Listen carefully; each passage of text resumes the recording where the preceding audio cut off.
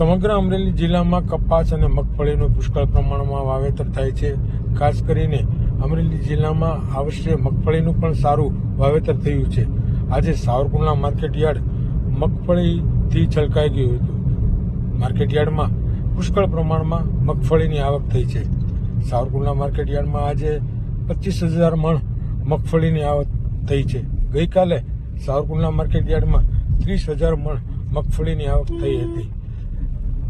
ગત વર્ષ કરતાં આ વર્ષે મગફળીની પુષ્કળ પ્રમાણમાં આવક થઈ છે. ત્યારે ખેડૂતો સાવરકુંડલા શહેર અને ગ્રામ્ય વિસ્તારમાંથી તેમજ રાજુલા, જાફરાબાદ, કોડીનાર, ઉના સહિતના વિસ્તારમાંથી પણ સાવરકુંડલા માર્કેટયાર્ડ ખાતે પોતાની મગફળી વેચવા આવે છે. આજે મગફળીનો ભાવ ₹800 થી લઈ ₹1234 સુધીનો બોલાયો હતો. સાવરકુંડલા એપીએમસીમાં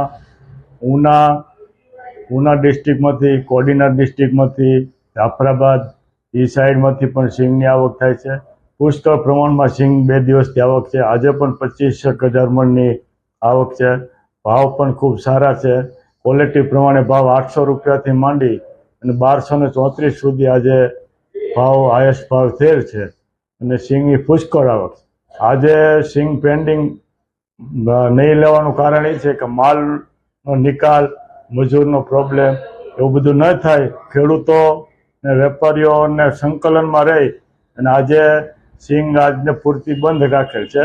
વળી પછી કાલથી સિંગ ચાલુ થશે. કાલે 30,000 મણ હતી, આજે 25,000 મણ છે.